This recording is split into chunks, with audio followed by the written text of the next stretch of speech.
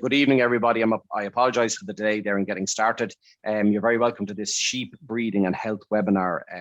My name is Cian Condon. I'll be your host here this evening. And as you're probably aware, tonight's webinar would usually be held on a farm or in a mart. But given the current situation, this is our next best thing that we can do. I'm joined tonight by Kevin McDermott and by Eamon of Sheep Ireland, by the Teagasc Sheep specialist Damian Costello, and by my Donegal-based colleagues, Paddy Browne and Shane McHugh. Both sections of this webinar will last about a half an hour and will be followed by questions. And you can send your questions in to us by the Q&A function at the bottom of the screen. Or also, there's a text message number which you'll be able to see each time I appear on the screen. I'll also give it out. It's 087 9512411. That's 087 9542. It's not 9512 If you can see me on your screen there, you'll get the number. Anyway, anytime I'm on screen, you'll have it, and you can use the Q&A function. Without any further ado, hopefully we'll be joined by the rest of our colleagues, but I'll ask Kevin to share his screen and we can begin. So thank you for bearing with us. Hello, everyone. My name is Kevin McDermott, and tonight we'll just be discussing how we use the Eurostars to make more informed breeding decisions when we're out this year purchasing our new stock rams. There we go. There we go. Apologies. Sorry, it started in the middle of the presentation. Give me it once. There we go now. The idea of going out to look to selecting rams, some things haven't changed. So step one in picking any ram is still the physical side of things, and doing your ram NCT. I'm not going to go into that in massive detail tonight. I know there's going to be another seminar in a few weeks' time that's going to focus more on this particular area. And I know a lot of you will know the fundamentals of that anyway. You've been doing it for quite a while. I'm going to talk about the next step in that process in more detail. So you've gone through, you've selected the rams that you like, the visual appearance of, they're physically correct. And if you've done that by going into a pen of rams at a sale or going to a yard to a breeder, chances is the rams that you pull out they're all going to look pretty similar from similar breeding lines, for example. The question then is, we've picked these three rams out here. How do we know now which one of these rams has the best genetics for, fertility? Like which one of these rams is going to breed daughters that have the most lambs, or which one of these rams is going to breed daughters with the most milk, or which one of these rams is going to have the most problems at lambing time? So I would put it to anyone here tonight, if you're able to do that by looking at a ram, I just don't think that's possible. No matter how much experience you might have, it's that's information is just, it's under the hood. It can't be seen. And that's partly where the evaluations come in then to give a hand. So the first question you need to ask yourself when you're deciding to go out and buy a new ram is, what's its job description? What is it you need the ram to do? And it's really going to fall into two categories. One, you need him to breed factory lambs and only factory lambs. Or the second is you're going to need him to breed a few replacement females as well. And so we've got two indexes specifically designed to help you pick rams that fit into those two criteria. So the first one there on the left that we're looking at, the factory lambs, if you're looking to breed factory lambs, you want to be selecting rams based on the terminal index. And the terminal index will drive things like growth rate and lambing performance, such as lambing ease and lamb survival. If we look at the replacement index then, that's a bit more of a rounded index in that it takes much more into account. So this index is designed and taken into account, knowing that, well, if you breed a ram from the replacement index, half of those lambs are going to be male. And so half of them are going to have to still do the business when it comes to the factory. So that's taken into account. And that a proportion of the females, probably won't make the cut for different reasons, and they'll be going to the factory. And then that the remainder will stay in the flock as replacement females and go on to be breeding ewes. So that index also has to take into account the maternal traits, such as the fertility of those ewe lambs that go on to breed, and the milk and mature weight and the lambing performance of the ewe as well. So those are our two indexes, And that's the first thing we need to decide. What is it we need the ram to do? So this is a typical catalogue that you would see presented to you at any of the pedigree sales that you might be going to now over the next few weeks. And really, what we're really looking at here is the information here in this red box. So for anybody that's new to Eurostars, if you can take away understanding what's inside that red box tonight, you're off to a good start. And then, for anybody else, we'll work on building up the understanding and capabilities from there. So within inside this box, you'll see we have the replacement index here highlighted in the red shading, and the terminal index here in the blue shading. So if you've already decided which index you need to select for, you've half the amount of information there you need to look at. So if we take, for example, you've decided you're going to go with the terminal index. Broadly speaking, this is the information you need here. So you can see that this animal is ranked as 5 stars. So the way the star ratings work is animals that have a 5-star rating are in the top 20% of the breed. If this animal only had a 1-star rating, it would put them in the bottom 20% of the breed. So the stars are just an easy, quick visual way of seeing how rams are ranking and allows you to quickly decipher, the tops from the bottoms. To get a little bit more specific then, so for some farmers that are really engaged in this and really trying to drive genetic gain, they'll go even more specific than just going for stars. They'll go to the percentile rankings. So this ram specific ranking at the minute is actually top 6% of the breed. So that allows you to be, even more fine-tuned than just going by 20% buckets. This value here beside the terminal index, €1.55 for this ram, that's the expected profit or additional profit from every lamb born from this sire. And you can compare this figure, against any other ram.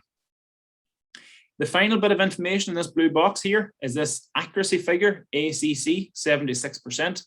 What this accuracy figure stands for, or how you can interpret it really, is the more information we have about a ram or that bloodline, the higher that accuracy figure will be.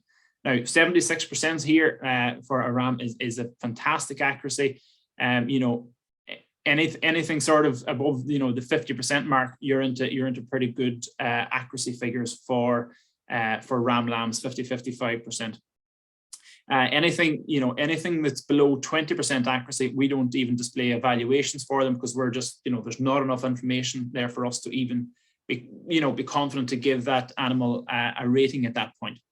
So, if that's all you can take away from tonight is how to interpret what's inside that red square there, you're off to a good start if you're able to say, right, well, I know which index I want to pick from, and I know how to get the top animals from that index. But for anybody that's already, maybe there'll be people already at that stage, you can fine tune that decision then even further. So you've got 4 traits here below. 4 key traits, I suppose, in terms of farm profitability. So I'll just take us through one of them here. So here you've got days to slaughter. So, how long does it take this ram how long does it take the progeny of this ram to reach the desired slaughter weight? And so this guy's minus 14 days, so a fortnight earlier compared to an animal that was, say, 0 days to slaughter. So this guy is in the top 1% of the breed, essentially, for growth rate and carcass conformation, and that whole package. So if you're in a flock and you really want to pick one trait to drive from these, you can say, right, well, I'm going to try and get high index on the terminal and then specifically high growth rate as well. There's a few other pieces of information then, to help you build confidence in the star ratings that you're seeing. So the first one here is this DQI score at the top, which is associated to the breeder. DQI stands for Data Quality Index, and it rates the breeder. So it's nothing necessarily to do with the animal, but it's rating the breeder based on the quality, the quantity, and the timeliness of the data they submitted to the breeding program through Lamb Plus. The higher this figure is, basically, the more engaged that farmer is in performance recording. So again, anything there above 80% is excellent. And, ideally you should be aiming to be getting buying from a flock that has a DQI 60% plus. That just means they've submitted a reasonable amount of records in terms of weights and lambing information throughout the year and pregnancy scanning information. And all that information will be feeding into the evaluations of the animals that they're selling, or the star ratings. The next piece of information you might keep an eye out for is this tag here after the sire, so here CPT sire, which stands for Central Progeny Test sire. And so this ram here, Murphy's Banjo, this is the sire of the ram in question, Forest Hill, Denver. So this means that this ram was in the Central Progeny Test, would have had at least 100 commercial lambs in there that were all intensively recorded through the Sheep Ireland program independently. So, a lot of the data behind the star ratings for this ram will be coming based on how his sire performed, and that sire's performance has been assessed on a commercial flock. And finally then, a new one to the catalogues really in the last year or two is this parentage DNA verified tag here in the bottom left. So a lot of flocks now are starting to genotype their lambs. So there's over 4,000 pedigree animals genotyped this year alone. What this parentage DNA verified means is that both the sire and the dam have been DNA tested, as well as the lamb themselves, and they've been verified via DNA technology to be the correct parents. Now, we've up to 10,000 pedigree animals genotyped at this stage, and we know that sire errors are running at about 6%, and dam errors are running at around 4%. So if you're buying an animal that's not parentage DNA verified, then there is a chance that the parentage is wrong, and if the parentage is wrong, then everything over here, unfortunately, on the right hand side is wrong, because a lot of what the evaluation is based on, especially on ram lambs, is based on how their parents performed. So if we've got the wrong parents, there'll be wrong evaluations. And now a lot of breeders really getting on board with this genotyping side of things, and it's making everything, I suppose, a lot more robust. Another thing is for these animals that are genotyped and parentage DNA verified, we can actually use the DNA that's been used as part of that parentage verification process to learn more about how the animal itself is going to perform. So you'll see these animals that are parentage DNA verified or sire verified, their accuracies are much higher. And again, that means you can have much more confidence in the evaluations that those animals have produced on the day. Another point I just wanted to cover was a lot of the time some farmers will be like, I only buy 5-star rams, and that's not necessarily always the best way to go about things, or the right way to go. Take this ram, for example. If you have decided that you want to breed terminal rams or factory lambs, this guy is 5 stars on the terminal index, top 6%, going to do a great job at breeding factory lambs. And just because he's 1 star on the replacement index doesn't mean you should walk past him for that. He is still going to do a really good job in this area. So if we look at this guy, he's number of lambs born, or kind of the prolificity of the daughters, he's in the bottom 1%. So that's having a big impact on where we're ranking him on the replacement index. But if all those lambs are going to go to the factory over here, then that doesn't need to be taken into account, because those ewe lambs are never going to go on to breed. So it is important, to just re-emphasize the point. Do look at the index or do decide which index you need your animal to perform on before you go looking at the evaluations.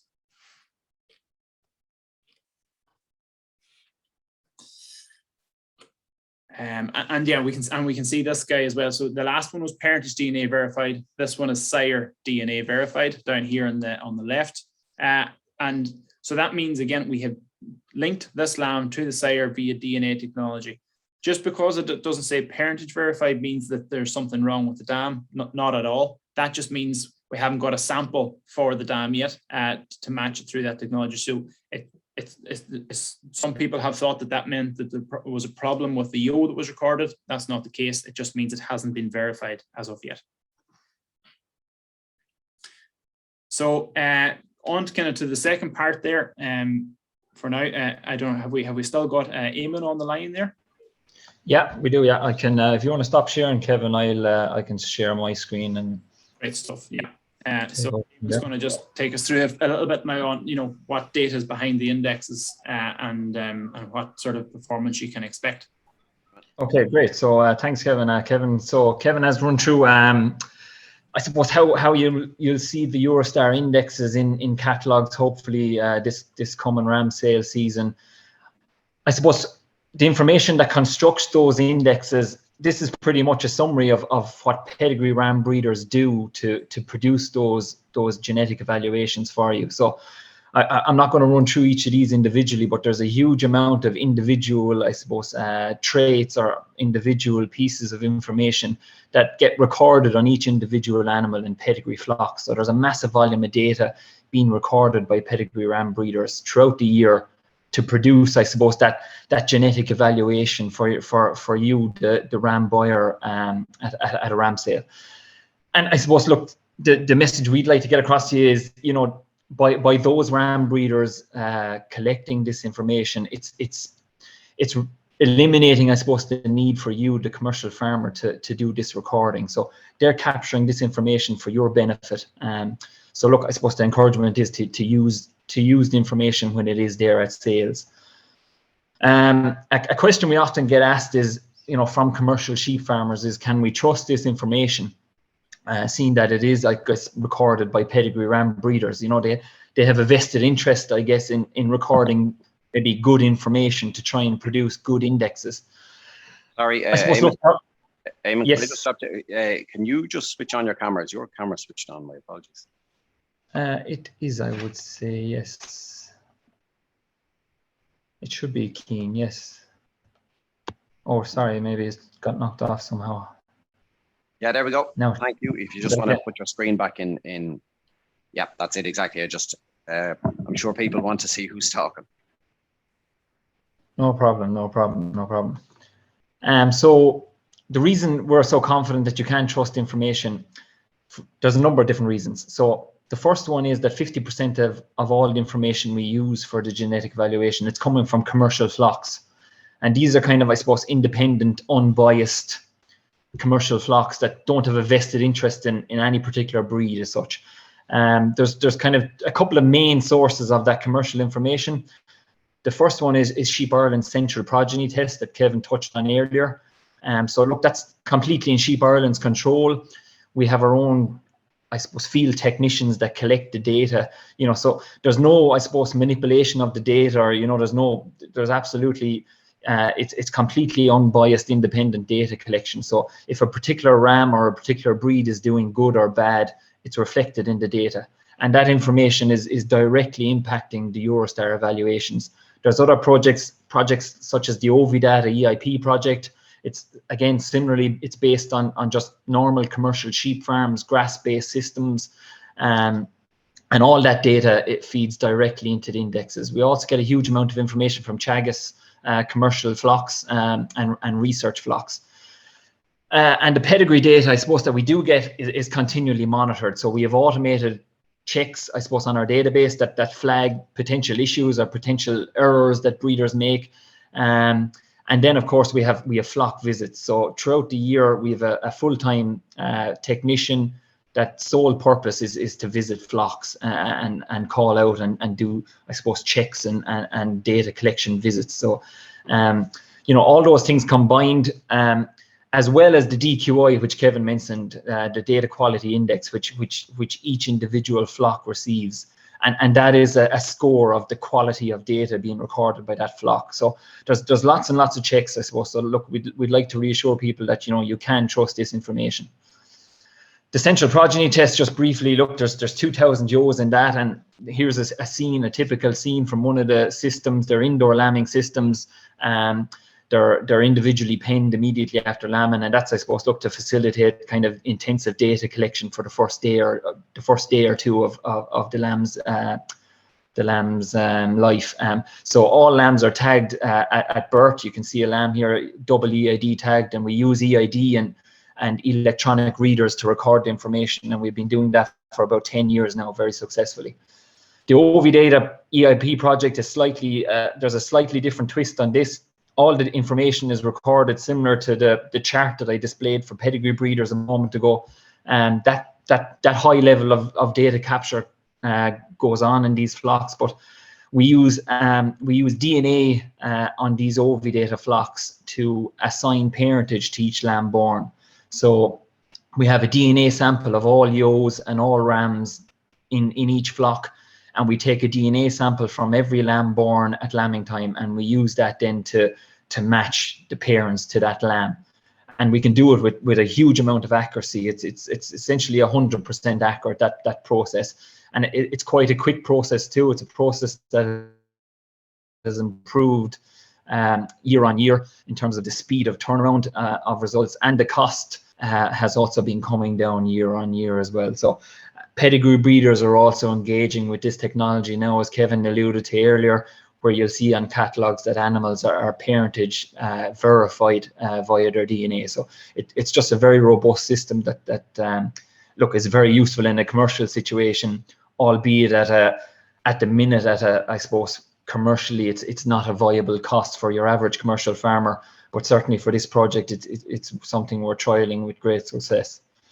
So just to touch again on how you might see this data on a sales catalog, Kevin already touched on this. You'll see CPT sire highlighted within the ancestry of the animal. So it's just something to watch out for. So look, I suppose again, it's all well and good us telling you that high index rams are a good idea. Is that the reality on the ground in terms of profitability? So look, we on an ongoing basis we validate these indexes to, I suppose, look, make sure that they are working, for our sake and for commercial farmers' sake and for everybody's sake. So I guess, look, the way we do it is we compare high index animals to low index animals. And I suppose, look, we do this pretty much annually. And on the most recent look at this that we had, when we lump all 5-star animals and 1-star animals together, we get nice differences across the key traits that we want to see. And the difference is consistently positive towards the high index animals. So I have some differences highlighted there. On an individual trait level, you might say, okay, individually these differences, some of them might look quite small. It's when I suppose you combine them and put them on a flock level is when they really start adding up, I suppose, into something substantial. When we put economics on these differences, we can run them through. We have access to a Teagasc bioeconomic model, which is essentially, it can mimic a flock situation, a real live flock situation, and it puts economics on all these differences for a typical flock. When we run it through those scenarios, we can kind of tweak the genetics, I suppose, in play in the flock and see what kind of an effect that has on profitability. So if we look at a really extreme scenario where we have a flock of 1-star ewes and we mate them with 1-star rams, and if we compare them then with a 5-star flock mated with 5-star rams, we see big differences in profit, as much as €20 net profit per ewe. Now we know that extreme scenario doesn't really exist anywhere in the countries. We have to assume that, I suppose, commercial ewes are the breed average, which would be 3-star. So 3-star is in the middle of I suppose, yeah, it's the breed average at any given point. So if we assume a normal commercial flock has average ewes, i.e. 3-star ewes, and if we mate them then consistently with 5-star rams, when we follow that through, we see a difference in profit of net profit of €5 per ewe. So it's a very considerable gain that can be achieved by consistently using 5-star rams. And look, what we always say at these events or at ram sales or anytime we meet commercial farmers, look, an individual 5-star ram is not going to, revolutionize your flock or completely change the genetics in your flock or turn it into a massively profitable flock. It has to be, I suppose, an approach that you do consistently and over time. So it's when that's done consistently and over time, and every time you go out there and every time you buy a ram, it's a high index ram. If that's the approach you take, you will make good gains. So just coming into my final few slides now, the number of Land Plus breeders is increasing every year, and that's great for our industry. The more breeders that are involved, the more data we collect, and the better and more robust the evaluations are. So our encouragement is, I suppose, to commercial sheep farmers all over Ireland is to ask breeders for this information. Very often breeders tell us that they don't get asked enough for this information. You know, you lose nothing by asking a breeder for this information, you know, but you might inspire them to get involved and get recording information, and that's for everybody's benefit. In terms of where to find the rams, there's a couple of different ways we can find these. Hopefully this booklet is familiar to some of you. It's the latest edition of our Sheep Ireland guide and directory of Lamb Plus breeders. It was sent out last week, so hopefully it's starting to land in people's posts this week. We posted to people that tick the Sheep Ireland box on the sheep census, on the Department of Agriculture annual sheep census. So for those of you maybe that have seen that before, look, just make sure you tick it, and you'll get this in the post each year. If you haven't got it, or you don't tick that box, you can also get it online. So just go to the Sheep Ireland website and go to publications there. We also have a very useful online, and I suppose, look, this is a key message that we want to get across tonight, because we want farmers to use this very useful tool. It's an online breeder search. It's available on the Sheep Ireland website, or you can search ramsearch.ie and you'll find it. You can search for individual rams, or you can search for breeders in your area. So you see a screenshot of the homepage there. You can just simply click on your county. So and if you want to go deeper into criteria, search for a 5-star on the replacement index, or search for a particular breed, you can do that. So there's lots of different functionality to help you find a ram breeder there. Finally, then there's obviously the sheep sales. So look, there's going to be loads of sheep sales coming up in the next couple of weeks.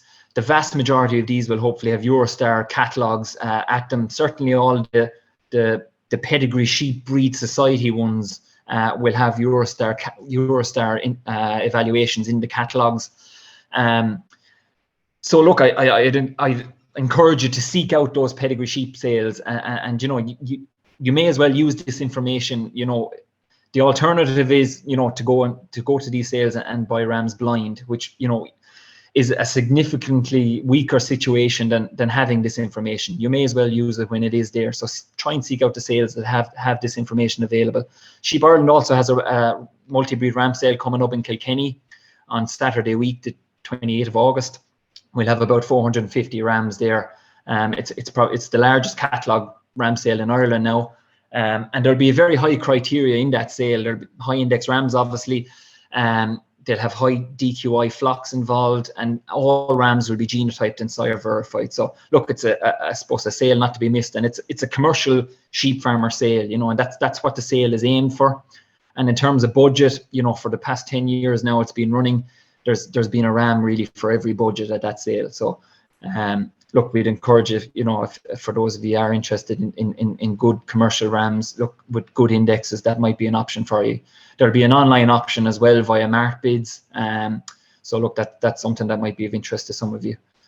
So look, final messages here now. So look, as Kevin said, look, visual appraisal is still #1, and we don't want that message being lost. Sometimes it is lost that, you know, we can replace now the physical with just paper, and that's how we can buy our rams from now on. That's definitely not our message, and it's not the message we want anyone taken away from these indexes. So visual is #1, so use the indexes then after that as the final selection tool, I guess, before purchase, when you have your 4 or 5 rams selected out. And then look, you know, finally, look, higher index rams are delivering better returns. For the flocks that are consistently buying higher index rams, you know, they are winning and going in a positive direction. And look, better genetics is a better industry for us all. So look, we all win, you know, everyone wins, and that's the benefit of it. So look, it's a rising tide lifts all boats. So look, we'll finish on that message. That's it for me, Shane and Cian. Thanks, Eamon. Just maybe have a few questions coming in here. I better get a few asked, Cian, maybe at this stage, and after that we'll just look at a short video clip from a farmer in Donegal. Look, Eamon, Kevin, look, I'll just throw these out. They're coming in here by text and by the Q&A function. On the Q&A function here, first one up, have Sheep Ireland any data recording system solely aimed at hill flocks? So we have a number of hill flocks and hill flock books now starting to performance record. And look, these I suppose are relatively recent initiatives. So the likes of the Donegal Wicklow Cheviots got a flock book set up last year, and the Mayo Connemara's down around Westport there got a flock book set up last year. So in terms of developing perhaps something specific for the hill in terms of a hill index, the one thing that we'll need in order to investigate that and look at that is data on hill animals. So the first step really is getting flocks involved and getting some data recorded. If there is any hill flocks out there tonight that is that has seen something here that perhaps has sparked interest, whether it's in terms of doing some genotyping on the flock or doing some performance recording or ancestry recording, I'd really encourage you to get in touch. Especially look if there's anyone from that are on committees of breeding groups or anything like that. If you think there's some appetite there to do something in terms of setting up some type of flock book structure with Sheep Ireland, again, look, please get in touch. We'd love to get something going there as well. Right. I'll just maybe ask 2 or 3 questions, Cian. I know just for pressure of time. One here from Martin to text in. What is the approximate cost of the OV-data test? I'm sure that's the genotype test per animal. There. Yeah, I can take that. Yeah. So look, at the minute, Shane, the full cost is €24.50. So look, at a commercial level, look, it's not viable now. At the minute, Sheep Ireland is subsidising that down to a cost of €15 for breeders. So, and look, and then on top of that, some individual breed societies are subsidising that further for their breeders. Now, the thing with it, whether it's going to reduce much further than where it is currently, look, we can't say for definite, but look, that's the current cost of it. So, I suppose for commercial farmers, it's probably it is unviable at the minute. But for pedigree breeders, with the subsidised rate, it's certainly attractive to them at the minute. Yeah, we might just have one more. Shane, we might just have one more at this stage because I know just one more question because I just at the moment if you can hang on to a couple of us from the end because I know Paddy has a couple as well. So if you want to ask one more, then that'll keep us kind of towards keeping on time. I understand with the late start. Yeah. Go ahead with another question. Next one here is do Sheep Ireland check star-rated rams for faults? Example, mouths, feet. So for example, for the Sheep Ireland sale, everything entering that sale is inspected on the way in for all physical. Look, a full physical test, the same as any farmer would do. In relation to every performance recorded animal out there, no, we're not seeing. We're not physically handling every sheep, but hence. That's where we're put such emphasis on farmers to do the NCTs themselves. So if you go to look at a ram and he's got a bad mouth or he's got bad legs, it doesn't matter. He could have all the stars in the world, but if he's not physically correct, walk on by. So the physical checks is still, that's still the onus is on, I suppose, the farmer buying that animal, and then they're still using as they would do if they're buying any ram.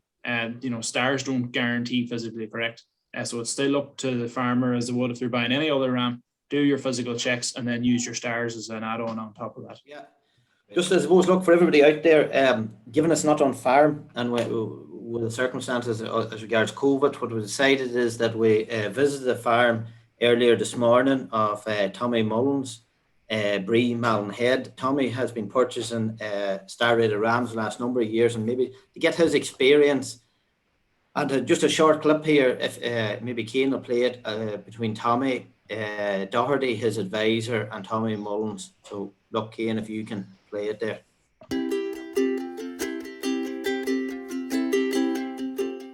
Hello all, my name's Tommy Doherty. I'm a livestock advisor working at Letterkenny. We're on the farm here this morning of Tommy Mullen here in Bree Malin Head. We're just going to take a snapshot of Tommy's selection of rams, what he looks for when he goes out to purchase a ram, how he implements the Eurostars, etc. In the farm here in Malin Head, we're in a big exposed farm. We've only about 400 lowland ewes, starting to lamb about beginning of March. We keep about 100 ewe lamb replacements. We put their lamb down as well, and we keep about 150 mountain ewes. This is a typical ram here, bought last year as a lamb. That ram there is, I would look for a ram. Firstly, I would look for the ram, good straight in body, straight back, not too heavily boned, good straight legs, straight feet. The two testicles, two even-sized testicles with small like golf ball at the bottom. The mouth to me is critical as well. A good even mouth that the ram has longevity. The teeth don't go. After I've looked at the ram physically, I will then look at the stars. You notice in this ram here, the genotype tag on him, that improves because the ram is genotyped, the information available on that ram is much greater, it's more accurate. When I'm looking to buy a ram, I will always look at the DQI along with the 5 stars. The DQI will basically let you know how much information is available on that ram and how reliable it is. You'd be looking for a DQI of a minimum of 70%, preferably 80 to 90%. And you have a lot more information on that ram. Tommy went through a lot of the key points there, but as you know, it has to work hand in hand, right? So the first thing when Tommy goes to select a ram, he's looking at the physical characteristics of the lamb and giving it a full sound check there. Then he's moving in and he's looking at the paperwork and the data that ram's carrying, and he's looking at the genotype, and he give a good detail of that, which is a key message. But like the key message that we have to get through to farmers is that both of them have to go hand in hand. Do your full physical checks, then move to your paperwork, get that to back it up, and by and large you'll end up with an excellent ram. Thanks, Cian. I suppose, look, just that video maybe highlights the importance of the message, what both Tommys are saying there. The physical attributes of the ram are foremost, and then backed up by the figures that are available there. Just maybe thanks to Tommy Mullins today for, I suppose, on such a wet and windy day in Malin Head, for facilitating us and having stock in. And it wasn't a nice job today in such a bad day. But look, thanks, Tommy, for taking us on board and doing the short clip. Okay, Cian. That's great. Thanks a million, Shane. I realise I didn't say thanks to Kevin and Eamon as well for their presentations and for keeping them bang on time, given that we started late.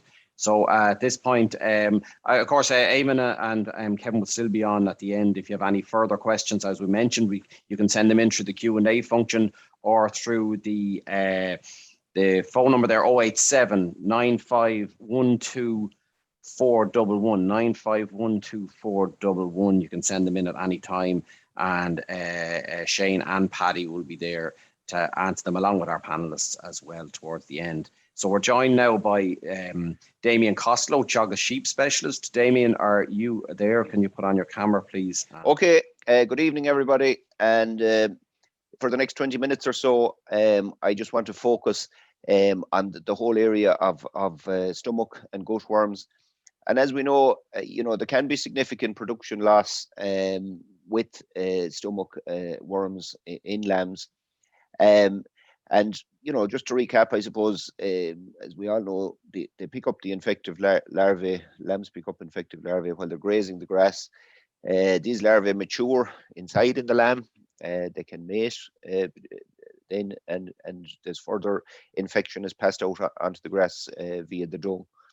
So I suppose for the last 60 years or so, the control of these stomach worms, sorry, I've gone on too far. The control of these stomach worms, I suppose, for the past 60 years has been largely based on the use of anthelmintics or wormers, I suppose, as they're more commonly known. And this is just a brief synopsis of how these have evolved, I suppose. Way back in 1961, we had the white drenches, benzimidazoles. And as early as 1964, then 3 years later, there was the first reports of resistance or failure of this group to work. In around 1970, the yellow drenches, as they're commonly known, the levamizoles, came on the scene. And then, 8 or 9 years later, you had cases of resistance being reported in this case. In moving into the 80s, then we had the clear drenches, the macrocyclic lactones, or the ivermectins as they're known, and again a little bit of resistance started to show up to them quite quickly. So those first three are the main ones we talk about, I suppose, when we're talking about the different classes of wormers that are available to buy. There's two more then, I suppose, that have come on the market more recently. The first three can be bought off the shelf in your local suppliers. The other two, the amino acetronitrile derivatives, this is sold under the trade name of Zalvix, and also the spirinidols that's sold under the trade name of Startect. So these came on stream in 2009 and 2010. And they're only available via your vet, so you have to go through your vet. And currently, Zalvix is the only one that's available in the Republic at this stage. So, and already, as you can see there from the right-hand column, there have been some signs of, or some reports of resistance to even these new products. So before we move on to talk about, I suppose, resistance to these wormers and the development of it, just again a recap, and this is old hat to a lot of you that are on the call, I suppose, in terms of the getting it right in terms of your drenching technique. You know, don't guess the weight of if you put in a group of lambs, don't guess the weight. Weigh the couple of biggest lambs that are in the group, and you base your recommendations on that. Going on to your product, you know, there may be stuff that's left over from previous seasons. Check that your product is within its use by date. And you know, it is important that the product, you shake it well before you use it, because you know, parts of it can have settled out and so on. So again, so you set your dosing equipment into the correct dose rate, and that's based on the heaviest lamb that's in the group. And you follow the manufacturer's instructions based on the weight ranges and so on. So important to check that you're giving the right amount of product to each lamb. Again, it's a good idea to calibrate the dosing equipment. And again, a simple way to do this, if you're familiar with the plastic 60 ml syringes that are used for stomach tubing and that kind of thing, if you just block the top of that, set your dosing gun, we'll say if it's 10 ml for argument's sake, and put 4 or 5 doses consecutively from your dosing gun into the calibrated plastic syringe, so that you can see if you're supposed to be giving 10, if you put in 5 shots of 10 and see have you come up with 50 ml, just to make sure that the equipment is giving the right amount each time and that it's refilling properly as well. Sometimes it will give the first one properly, but it won't. And again, the final one, and not to state the obvious, I suppose it's important that lambs are restrained properly. You know, ultimately the product has to be taken and swallowed by the lamb, so that you're putting the dosing gun over the lamb's tongue and to the back, so that and restraining the lamb then until the product is fully swallowed. So again, important to bear that in mind. So then when we move on to talk about resistance, what is resistance, I suppose, and how does it occur? And really, I suppose resistance is defined as the ability of a parasite. So we're talking about stomach worms in this case. So it's the ability of a stomach worm to survive a dose that you'd normally expect would take it out. And the thing about it is, you know, when you think of inside a lamb's stomach, you'll have certain worms that are susceptible to the dose. So in other words, when you treat them, these worms will be killed. And then you have these resistant buggers that, you know, they're able to fight, you know, they're able to resist, they're able to, you know, they're not taken out. And again, they're passed out onto the pasture. And it's something that develops in worms, and I suppose it's important to remember that it's the worms that develop resistance. It's not the sheep. It's the worms within the sheep and the worms on the pasture that develop resistance on your farm. And it is a kind of a heritable thing, so that if these resistant worms get together and mate, they can pass, you know, they can reproduce, I suppose, worms that are also resistant to doses. It's not an issue to just that pertains to Ireland. It's a global issue, I suppose. So how does it occur, or what are the kind of factors that contribute to it? One factor, I suppose, is the overuse of anthelmintics, I suppose, or the overuse of dosing products. So if you're in a situation where maybe you're dosing very regularly, you know, the other situations such as your dosing gun not delivering the right amount, you can have, you know, it's not going to work. It's going to be ineffective if you're not giving the right amount. Underdosing, again, the importance of dosing to the heaviest lamb in the group. And also it can be something that can be bought in, so it's important. We'll talk about a little bit more about it in a while. The whole area of any sheep that come onto the farm potentially can bring on worms that are resistant. And you know, there are lots of other factors that are there. So I suppose, you know, is it a problem, or how do we identify the problem, I suppose, or what's the effect of having resistant worms?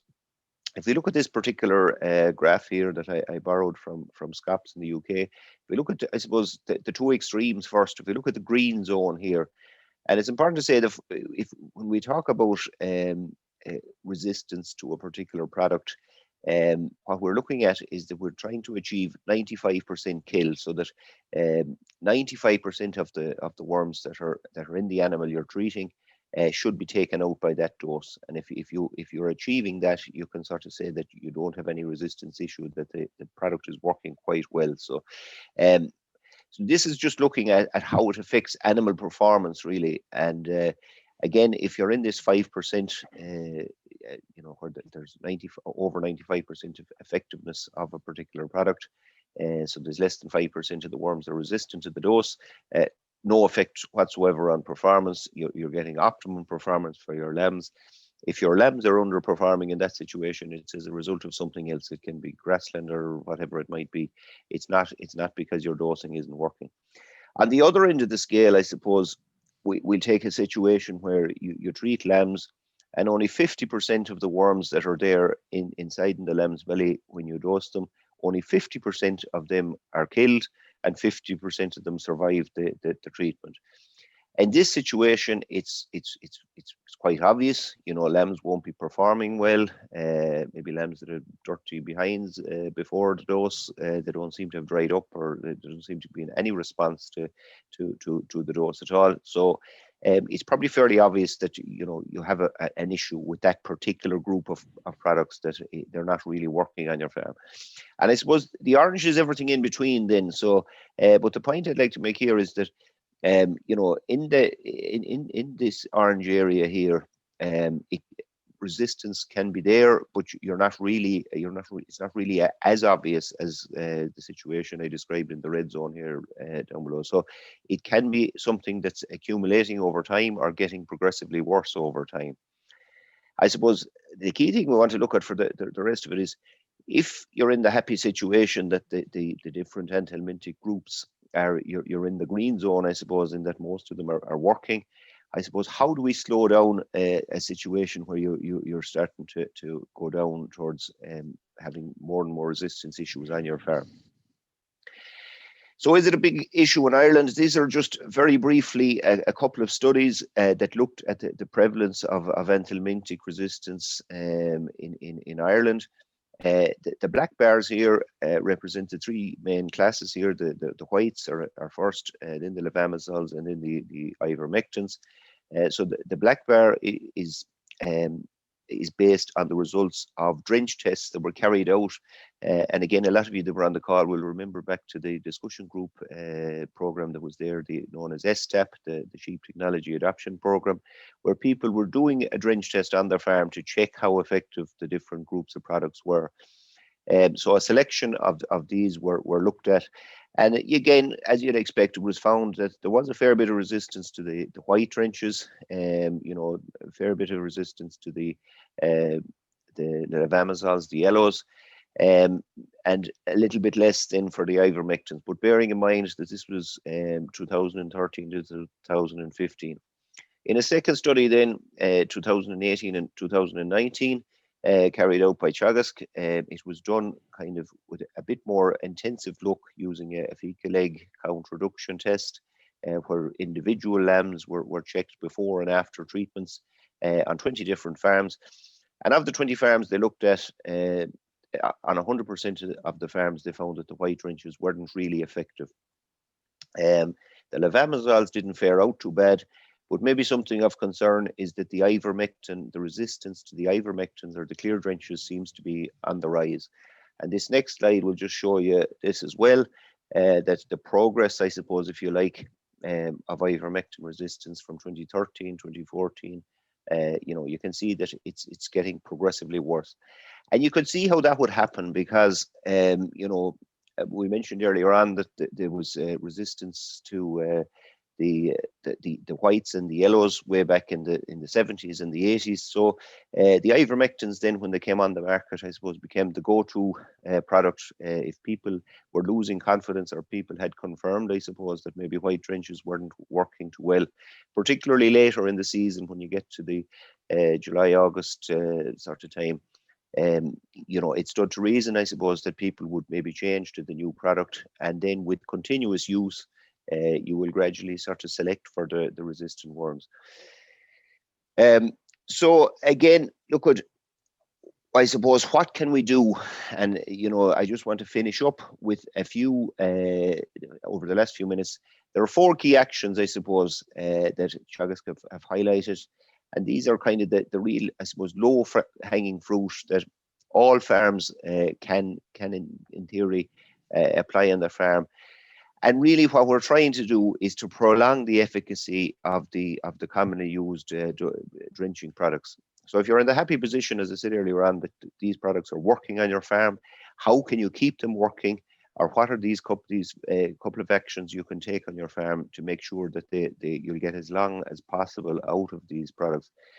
And it's really focused, I suppose, on maintaining a susceptible worm population on your farm. Is the basis of these 4 actions, really. So I'm just going to run through those 4 actions very quickly.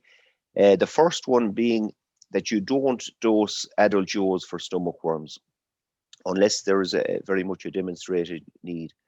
And there've been lots of studies to show that adult joes have good immunity to stomach worms, and by and large that there's no performance benefit to dosing adult joes. I suppose among the exceptions would be possibly ewe lambs or yearling ewes that have reared lambs. They possibly may warrant a dose.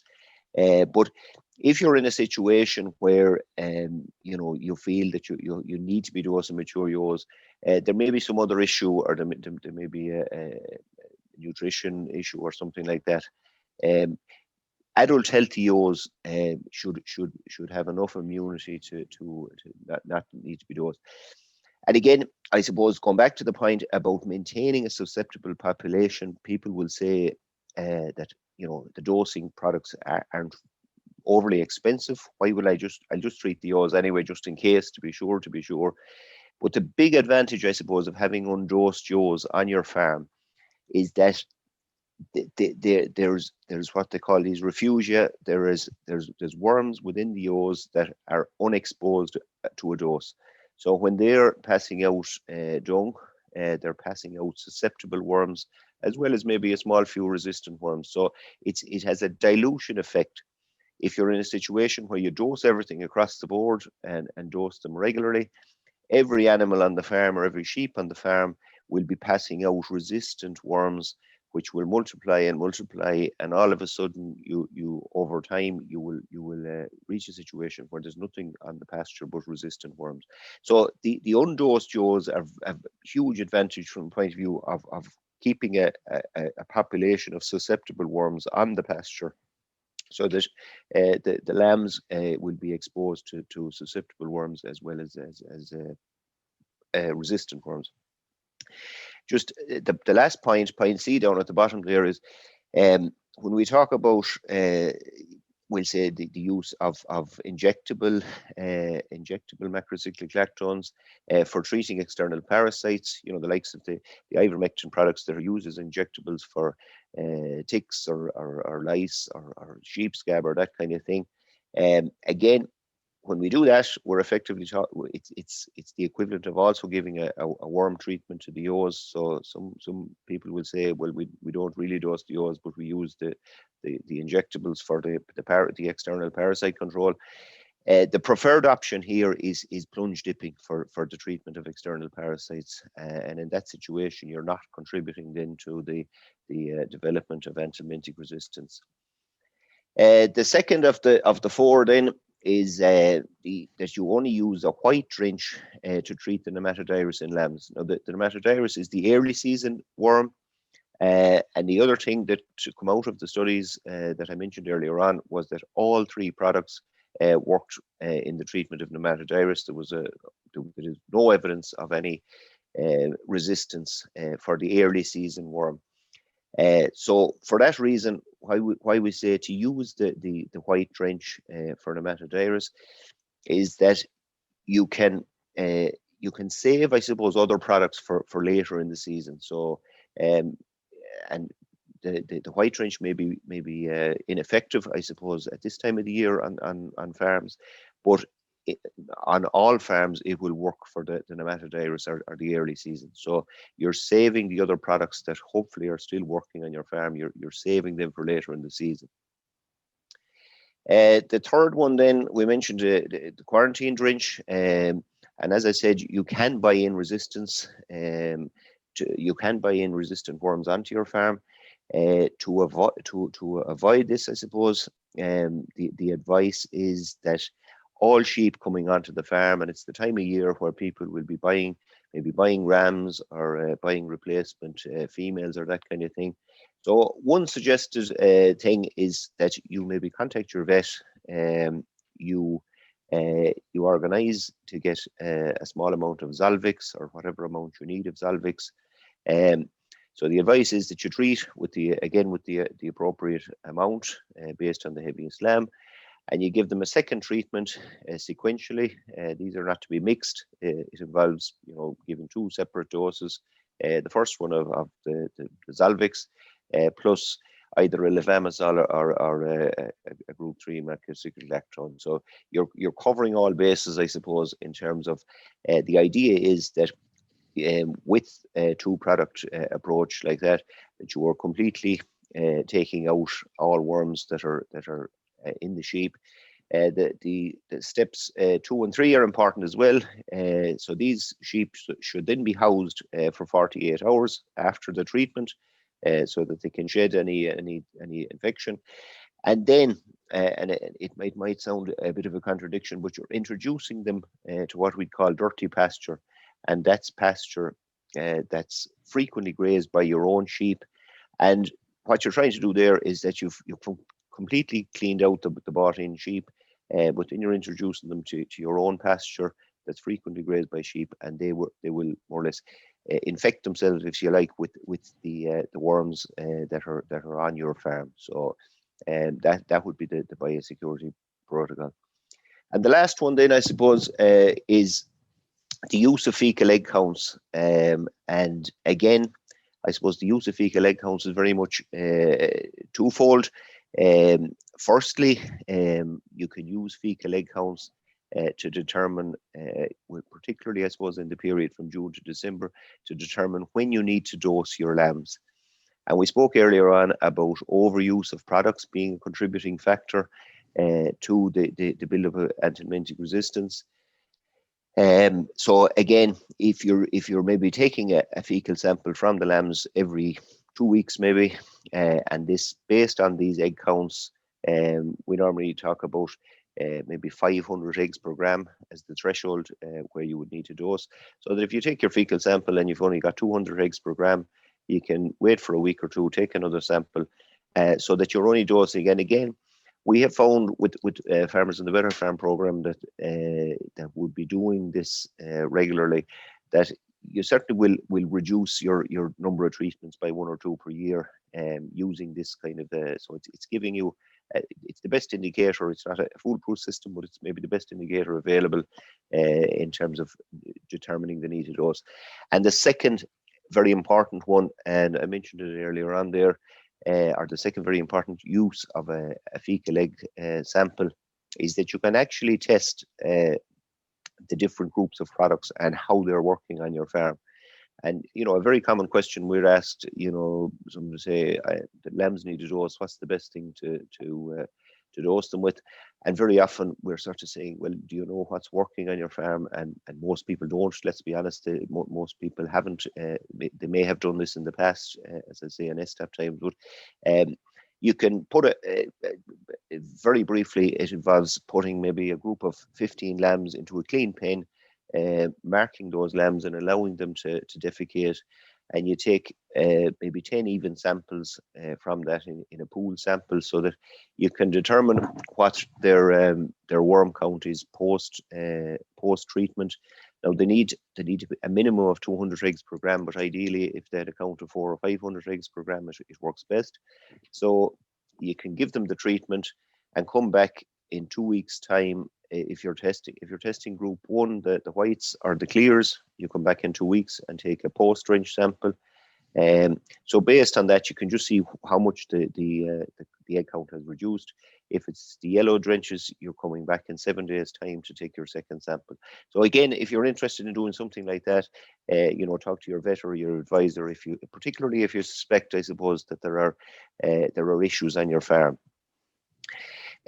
Just finally, then, as I said, the 4 key actions, we've that's available online on the Teagasc website, and we also have. I just have a link there, Cian, that is at the bottom of the screen. That we have a number of video clips and other more information on the whole area of anthelmintic resistance and the sustainable use, I suppose, of the drenching products. So I leave it at that, and if there's any questions, I'll take them. Thanks, thanks, Damian, for a great in-depth presentation there on a very important topic among sheep flocks at the minute. There's a lot of questions coming in there on the question and answer and on the text system there. So we'll start off, Damian. First question, when do I need to go out with my first dose in the start of the year? Again, I just stopped sharing the screen, sorry, Penny. The first dose is for you're as we mentioned there, you're treating for nematovirus. So generally, there's a forecast issued by the Department of Agriculture each year. I think if memory serves me, it was towards the second half of April this year. It's based on prevailing weather conditions and that kind of thing. The second part of that, I suppose, is lambs would need to be a month to 6 weeks of age before they're treated, because they need to be grazing grass before they're actually pick up any infection. But again, it's the white drench we're focusing on for the first round, or even a second treatment if it's needed. Yeah, and moving on to the second question here, how do I go about, a question from John, how do I go about finding out if my product is effective on my farm? So a dosing product, how would I know? Again, yeah, as I said, there's details there of it's the drench test, I suppose, is probably the best way it's the best indicator, I suppose. You can also do a fecal egg count reduction test, but at commercial level, I suppose that can be prohibitive, the price of it. So a pooled sample, I suppose, from maybe 15 lambs taken before treatment and after, just as I've described there at the end. Yeah. And another question for Damian there is, what product should I be used to treat bottom lambs? So I'm assuming these are lambs the bottom probably to finish on grass. The bought in lambs, will say, yeah. Is it? Yeah, bottom lambs. Well, again, look at. I mean, I suppose that the Rolls Royce is what we described there in the key actions. If you, I suppose, realistically, you don't know what type of type of worms or resistance they're carrying with them coming in. So if you were using a product like the again, you have to go through your vet to get the likes of the Zolvix Plus, either a yellow or a clear drench. That would be the belt and braces approach, I suppose, to completely clean them out when they arrive on the farm. house them for 48 hours afterwards then before turning them out. Yeah. And a question there from David there. Where do I submit my fecal sampling after taking them from the yard? Sure. I think most people submit them through their vet really.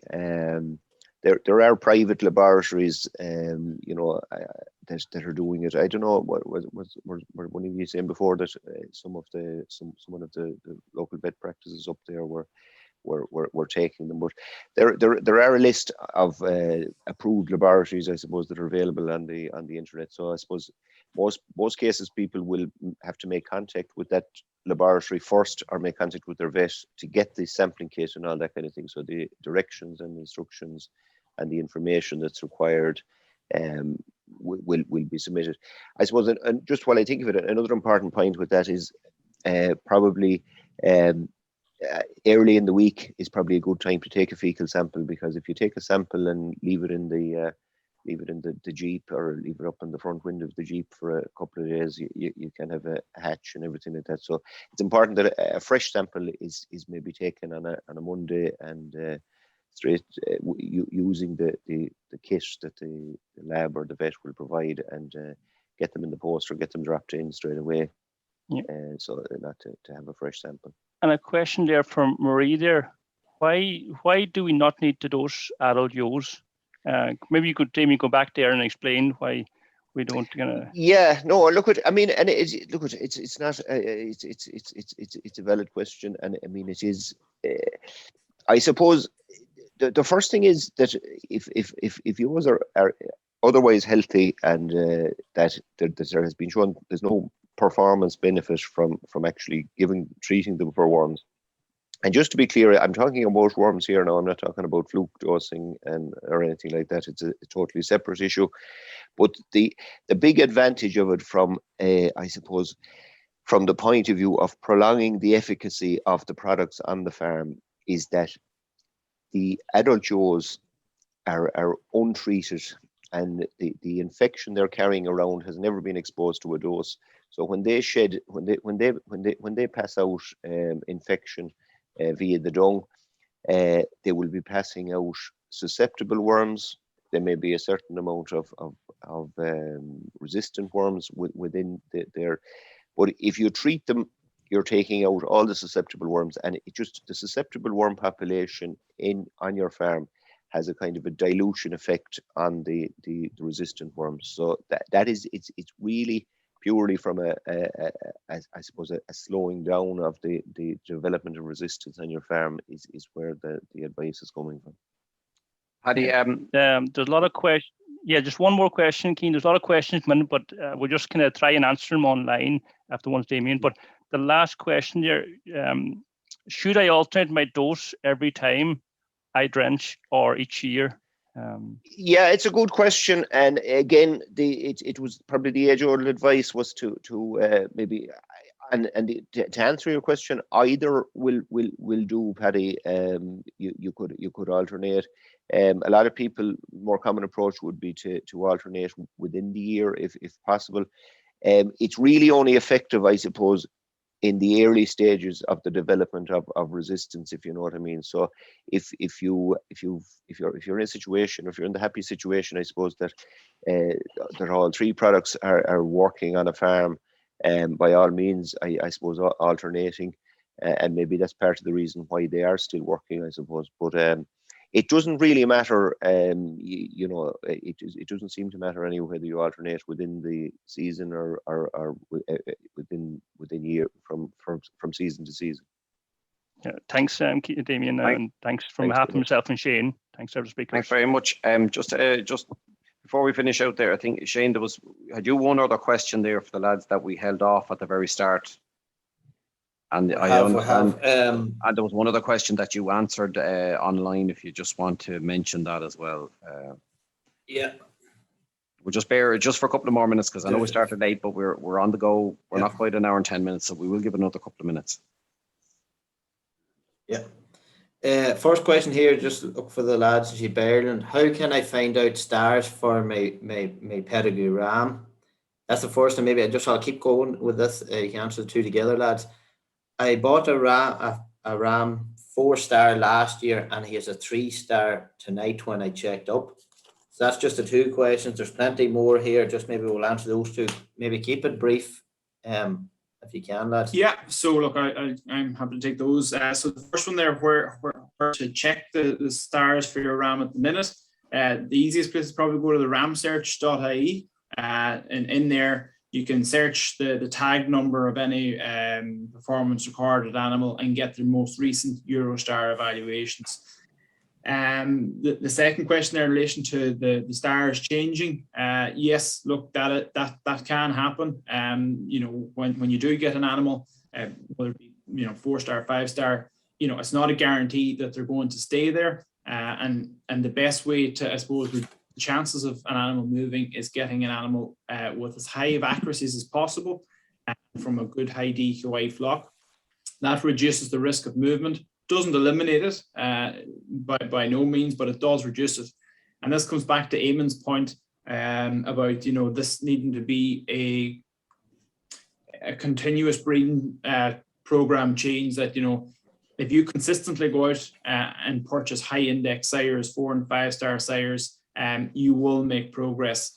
Look at some of them after more data comes into us after another couple of years lambing, they may drop in star ratings. But if you take a group of 5 ram lambs from last year and looked at their average rating last year and their average rating this year, it would still be the same. Some will have went up, some will have went down. Right. Thanks, Kevin. Just there, another 2 quick ones. Tagging the lambs at a day old, what level of infection and tag loss would there be? And I'll throw in the next one is, can Scottish Blackfish rams, can I get information and stars on them? And I have one question in for Damian as well here. So look, Kevin or... Yeah, I might take the one on the tagging, Shane. So look, across there's been thousands and thousands of lambs now at this point tagged at a day old across the CPT and OV data flocks, and the feedback from the farmers and what we've seen has been that there's been minimal issues, absolutely minimal, non-existence on all the farms really. The key is that the placement of the tag and hygiene around the time of tagging, and once that's taken care of, there's no issues. All the farmers are very, very happy, and they would have been fairly worried about it beforehand, but when they saw it in action and actually went through a year or 2 of it, they're all very, very happy with it, and not really tiny amount of issues. Good. Next one, the Scottish Blackfish rams, can I get the farmer wants to get information? I presume that's the pedigree information and stars. Yeah. So look, definitely it's absolutely possible to get stars. The information has to be recorded to generate the indexes. So I suppose that's the stumbling block, and I suppose it's an individual flock doing that data collection is of limited value. Really, you need a group, I suppose, together. So, if there is anyone interested in it, it's, I suppose, the way to maximize it is to get a group of those breeders involved, where the information can be pooled and they can all benefit from it, Yeah. Now, Damian, I'm going to ask these 2 questions. There's a fair amount of questions came in there, but these 2 I suppose stand out. Will I need a vet prescription to buy worm doses in 2022? And the other one I'll throw in along with, Damian, does dosing ewes around lambing time reduce lamb worm burden at grass the following spring? I'll take the first one first. There is legislation coming down the track on the vet would have to have some input. There's nothing definite. It was flagged, Shane, for early 2022. There's nothing definite, and I checked this in the last couple of weeks with Orla Keane, our parasitology person, and there's nothing definite as to how that will be implemented or how that will play out just yet. So I'm afraid I don't have any definite answer on that. Only watch this space. Look, there is the thing of treating ewes around lambing time due to this periparturient rise. Again, if ewes are healthy and otherwise there shouldn't be any, and it won't really it won't really lessen the parasite burden. It will to an extent, but the negative of it, I suppose, it will lessen the susceptible worm population as well. If people were insisting on doing that, I suppose the one proviso would be that they would have to base all their lamb treatments on a fecal egg count. But there's no real performance benefit from it. Potentially, as I said, with yearling ewes that are going rearing lambs, you could possibly justify it in that situation. But it won't necessarily lessen the parasite burden. And as I said, it reduces the dilution effect of the not treating the ewes in terms of having them shedding susceptible worms onto the pasture as well. Okay, we'll come back. Paddy, is there any other question there? Had you one more? Because I know I kind of cut you off there earlier. I have one more question there coming in from Best West there for a question. How much does a farmer get for recording his flock? Eamon or Kevin there. So for flocks recording, I suppose that there's no direct payment for that. So for most pedigree flocks, there's actually an annual subscription fee to pay for performance recording of €50 per year. It's currently free for hill flocks to do it because we want to remove all barriers possible there. So they're actually paying a little bit to record. I suppose on the flip side of that, look, they're probably, once a flock has been performance recording for a couple of years and making some genetic gain, from their side, they're hoping to make money back by selling a more premium product and increasing the price of their animals.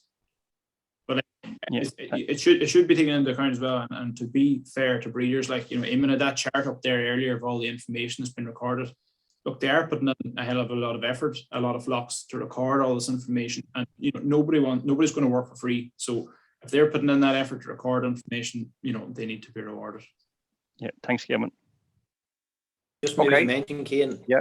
There's a fair amount of text and WhatsApp questions that I haven't got around. I've picked out and kind of pulled together the main ones, I think, but maybe I'll try to get back to everybody that texted in here with answers. Is that okay? Yeah, that's perfect. That's perfect. The phone line has been up the whole time on my screen. So if you have questions, you can answer them directly back. Thanks, Shane.